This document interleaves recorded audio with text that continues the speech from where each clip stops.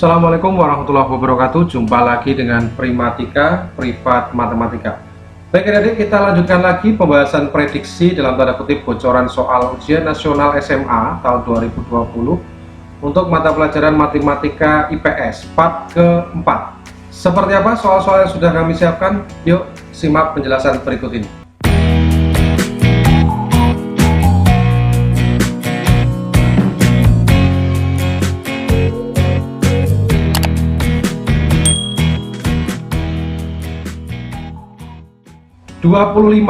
Diketahui segitiga ABC siku-siku di B dan cos A sama dengan 8/17. Nilai kosekan C sama dengan Q. Berarti kita bicara perbandingan segitiga siku-siku ya. Perbandingan trigonometri segitiga siku-siku. Ini misalkan segitiga ABC siku-siku di B.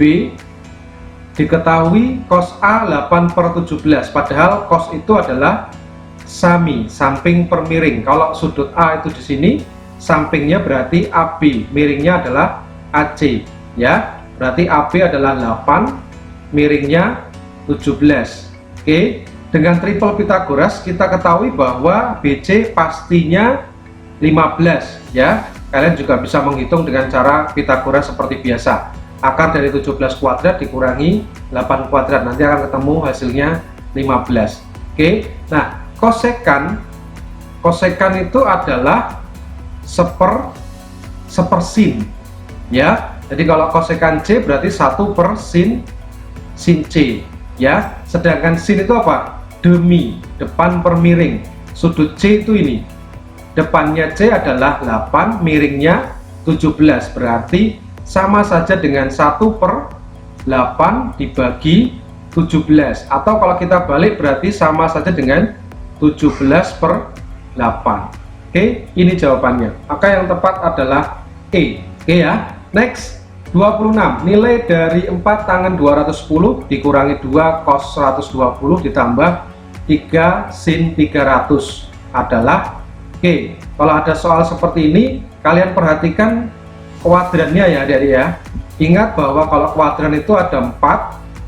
Di kuadran 1 semua positif ya. Di kuadran 2 sin saja yang positif.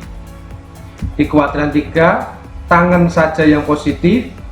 Di kuadran 4 cos saja yang positif. Oke, jadi semua sinden tanpa kostum gitu ya. Nah, kemudian kita rubah 4 tangen 210, berarti kita rubah begini. Ikuti cara saya. 4 kali tangen 210 saya rubah menjadi 2 dikali 90 ditambah 30 derajat. Betul ya? 180 tambah 30 derajat kan 210 ya. Kemudian dikurangi 2 cos 120 saya buat 2 kali 90 berarti 180, saya kurangi dengan 60 derajat sehingga jadi 120 derajat. Betul ya? Ditambah dengan 3 sin 300-nya saya rubah menjadi 4 dikali 90 dikurangi 60 derajat. 360 kurangi 60 derajat adalah 300 ya. Perhatikan ini adik-adik, yang di belakang ini upayakan kurang dari 90 derajat ya, jadi sudut istimewa. Oke, nah kenapa ini ada pengalih 90 seperti ini? Saya pakainya bilangan genap supaya apa? Yang tadinya tangan tetap tangan, sin tetap sin, cos tetap cos gitu ya. Nah, kemudian tinggal kita perhatikan nanti 210 itu sudut di kuadran berapa? Di kuadran 3. Di kuadran 3 tangan positif, berarti nanti begini, 4 plus tangan gitu ya, tangannya positif. Tangan dari apa? 30 derajat. Oke, ini positif gitu ya. Kenapa? Karena sudutnya di kuadran 3. Di kuadran 3 tangan itu positif. Oke ya. Kemudian min 2 ini karena pengalih 90 juga genap, berarti cos tetap cos. Cos berapa? 60 derajat ya. Abaikan tanda plus minus di depan ini ya, tetap kita tulis belakangnya saja, cos 60 derajat. Nah, sekarang perhatikan 120 itu kuadran berapa? Kuadran 2. Kuadran 2 yang positif hanya sin. Nah, ini cos berarti dia negatif. Oke, ini ya. Kemudian ditambah 3 dikali sin, karena ini juga genap maka tetap sin. Kalau ganjil nanti berubah ya, jadi ya. sin apa? Sin 60 derajat. Kemudian kita perhatikan sudut 300 itu kuadran berapa? 4. Kuadran 4 yang positif hanya cos, berarti sin itu negatif. Oke, kalau kalian belum paham nanti bisa lihat video saya tentang perbandingan trigonometri pada sudut berelasi. Itu ya. 4 dikali tangan 30 adalah 1/3 akar 3. Min 2 dikali min cos berarti plus 2 cos 60 setengah. Oke, 3 kali min berarti min 3 sin 60 berarti setengah akar 3. Oke, nah ini berarti kan 1 ya. Nah kemudian jadi 4/3 akar 3 dikurangi ini dulu min 3/2 akar 3, ya kan? Ini kan sama-sama bentuknya akar 3 ditambah 1. Oke, nah karena ini bentuknya sama-sama akar 3 berarti depannya bisa kita kurangkan ya. Supaya bisa kita kurangkan berarti harus kita samakan penyebutnya. Kita buat per 6, berarti ini kita kalikan dengan 2. 8/6 ya. Kemudian yang ini kita kalikan 3, jadi min 9/6 itu ya, akar 3 ditambah 1. Oke, sama dengan ini kalau dikurangkan jadinya min 1/6 akar 3 ditambah 1 gitu ya. Sama dengan karena pilihan jawabannya dibuat 1/6 ditaruh di luar, coba kita taruh di luar 1/6 nya, maka jadinya apa? 1 ini berarti kan 6 ya, 6 kali 1/6 1 kan, min 1/6 akar 3 berarti jadi min akar 3. Oke, jadi 1/6 kali 6 1, 1/6 kali min akar 3 min 1/6 akar 3, maka ini jawabannya. Jadi yang tepat adalah B. Oke, next 27. Periode grafik fungsi fx sama dengan 2 sin dalam kurung 3/4x dikurangi pi adalah G. Saya tulis bentuk persamaan grafik fungsi trigonometri dalam bentuk umum adik-adik. A dikali, saya sering menuliskan seperti ini. Trik itu maksudnya trigonometrinya sin cos tangan gitu ya. Dikali K, X plus atau min alfa ya. Nah K ini itu sama saja dengan 2pi per T. 2pi itu berarti 360 derajat, T itu adalah periode. Periode ya. Nah yang ditanyakan kan periode di sini, jadi kita mencari T ini. Nah sekarang dari persamaan grafik yang diketahui, berarti kan bisa kita ketahui K-nya berapa? Ini ya, 3/4 dalam kurung X, yang belakang abaikan aja, kita nggak butuh yang belakang. Yang jelas 3/4 K-nya, ya kan? Ini adalah K. Oke, nah sekarang karena K-nya itu sama dengan 2pi per T, sedangkan K itu 3/4 ya kan, maka T nya berapa? Berarti T nya sama dengan apa? Kita kalikan silang aja, berarti T sama saja dengan 2pi 3/4 nya pindah ke sini dibagi 3/4, atau kalau kita balik 2pi dikali 4/3, maka T nya adalah 8pi per 3. Ini jawabannya, maka pilihan yang tepat adalah A. Oke, next 28. Diketahui kubus ABCD EFGH dengan panjang rusuk 10 cm, jarak dari titik E ke bidang ABGH sama dengan jarak titik E ke titik. Oke, perhatikan kubus ABCD EFGH ini adik-adik. Jadi panjang rusuknya adalah 10 cm ya. Ini adalah bidang ABGH ya kan. Yang ditanyakan adalah jarak antara titik E dengan bidang ABGH. Oke, apakah jaraknya sama dengan titik E ke titik tengah AH, ke tengah-tengah AH sini? Apakah ke titik tengah AB ke sini? Apakah ke pusat ABGH tengah-tengahnya sini? atau ke titik A, ya, atau mungkin ke H. Nah, mana yang benar? Perlu kalian ingat bahwa jarak antara titik ke bidang berarti sama saja kita menarik garis dari titik itu sehingga tegak lurus terhadap bidang, ya kan? Tegak lurus, intinya adalah tegak lurus. Nah, tegak lurusnya antara E dengan ABGH itu kemana? Perhatikan ini adik-adik. Antara garis AH itu kan garis yang berada pada ABGH, ya kan? AH dengan titik E itu berada pada satu bidang ADHE, ya, berada pada satu bidang ADHE. Oke, jadi antara E dengan AH berada pada satu bidang. Padahal AH dengan DE itu kan sama-sama diagonal bidang, ya kan? Karena diagonal bidang pasti dia tegak lurus, ya, tegak lurus di sini. Oke, jadi bisa kita katakan jarak antara titik E dengan ABGH itu sama saja jarak antara titik E dengan garis AH, gitu ya. Jadi jaraknya yang mana? Jaraknya adalah ini, dari titik E ke titik tengah-tengah AH, ya, misalkan titik apa? P misalkan. Oke, maka jawaban yang tepat adalah yang A. Itu ya, bisa dipahami ya. Oke, berikutnya 29. Prisma segi 4 ABCDEFGH mempunyai panjang rusuk alas 4 cm dan tingginya 6 cm. Panjang diagonal AG adalah, perhatikan prisma segi 4 ABCDEFGH seperti ini adik-adik. Ya, prisma segi 4, alasnya 4 cm, jadi AB 4 cm, BC 4 cm, tingginya 6 cm. Jadi seperti balok ya, balok.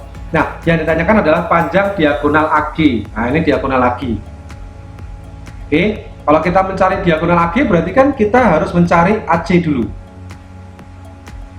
Ya, mencari AC, kemudian karena ACG itu siku-siku di C, maka nanti kita mencari AG bisa pakai Pitagoras antara AC dengan CG, gitu ya.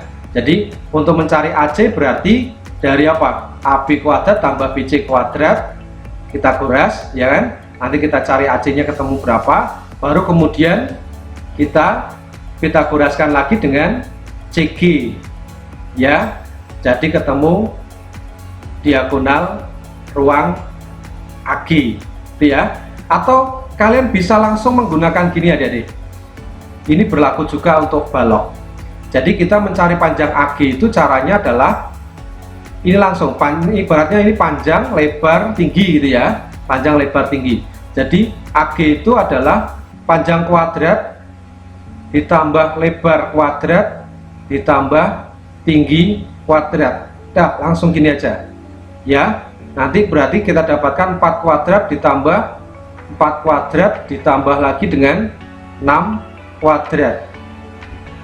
Sehingga hasilnya adalah 16 ditambah 16 ditambah 36, ya.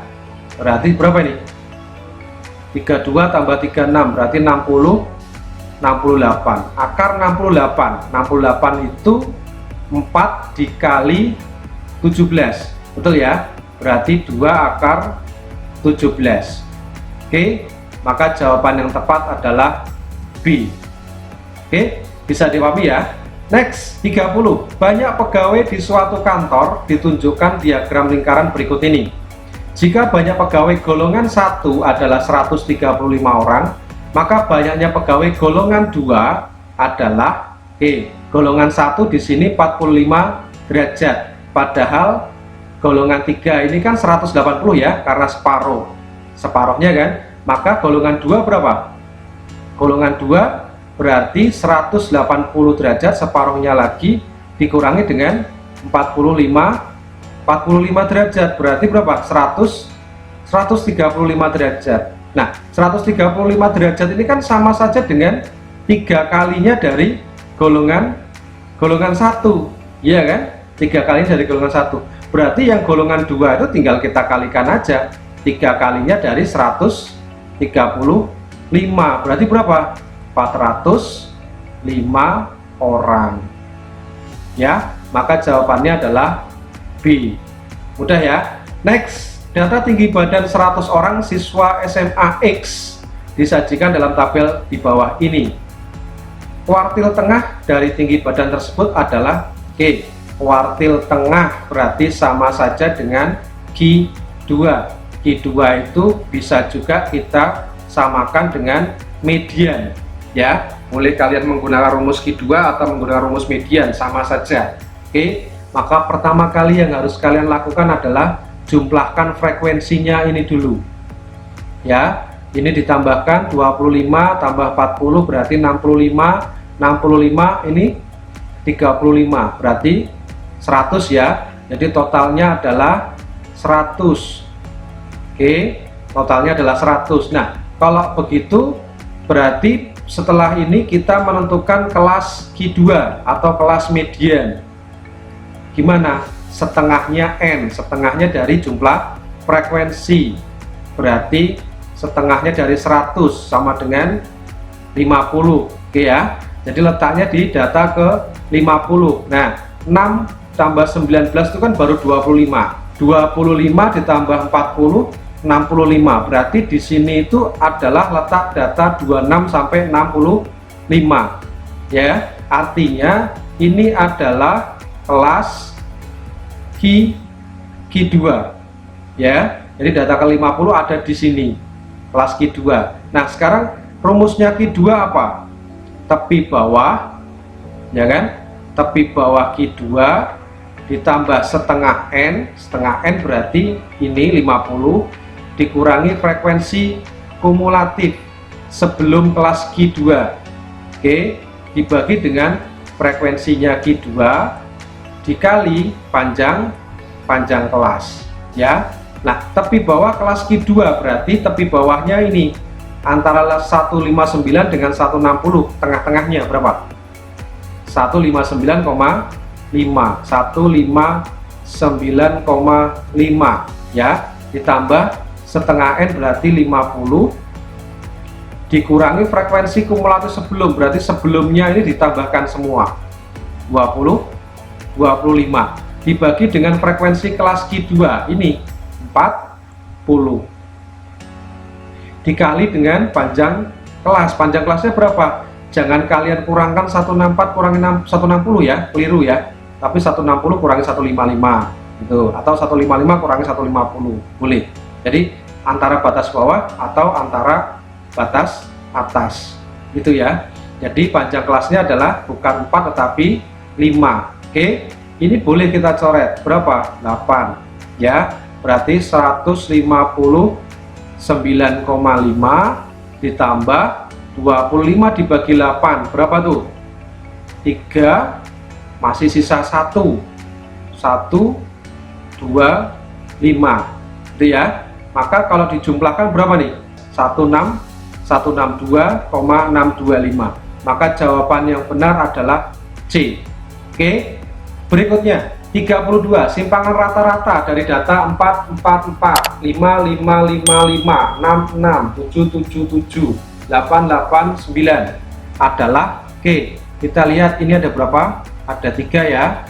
Ini ada 4, 6-nya 2, 7-nya 3, 8-nya 2. Oke, 9-nya ada 1. Untuk menentukan simpangan rata-rata maka kita harus cari dulu X-bar-nya ya. 3 dikali 4 ditambah 4 dikali 5 ditambah, ini berarti 2 kali 6 ditambah 3 kali 7 ditambah 2 kali 8 ditambah 9 dibagi 15. Oke, maka sama dengan berapa nih? 12. Ini adalah 20, 12, 21, 16 ya, plus 9 dibagi 15. Oke, maka sama dengan 90 dibagi 15, berarti rata-ratanya adalah 6. Oke, nah simpangan rata-rata itu kan jumlahan dari harga mutlak masing-masing ini dikurangi dengan rata-ratanya, ya kan? Terus nanti dibagi dengan N, dibagi 15. Berarti karena 4-nya ada 3, saya tulis gini, 3 harga mutlak 4 dikurangi 6 ini ditambah 5 nya ada 4 berarti 4 kali harga mutlak 5 kurangi 6 ya, ditambah ini 6 ada 2, 6 dikurangi 6 kan 0, nggak usah kita tulis ya, langsung ke 7 saja. 7 nya ada 3 harga mutlak 7 kurangi 6 ini ditambah 8 nya ada 2 berarti 2 harga mutlak 8 kurangi 6 ya, terakhir 9. Nah ini kemudian semua ini kita bagi dengan 15 ya, sama dengan ini jumlah angkanya ada 15, maka jadinya apa? 3 dikali 4 dikurangi 6 min 2, tetapi di harga mutlakan tadi tetap 2. Oke, 4 dikali 5 kurangi 6 itu min 1, tapi harga mutlak berarti 1 ya. 3 dikali 7 kurangi 6 1, 2 dikali 8 kurangi 6 2, ditambah 9 kurangi 6 3, dibagi 15. Oke, maka hasilnya berapa?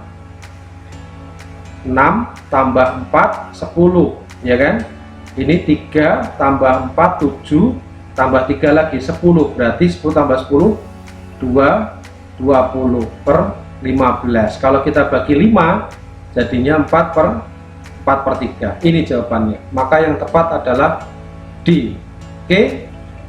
Oke, sampai di sini dulu untuk part keempat. Segera kita lanjutkan untuk part yang kelima. Jadi tetap stay di channel Primatika, jangan kemana-mana. Sampai jumpa lagi. Wassalamualaikum warahmatullahi wabarakatuh.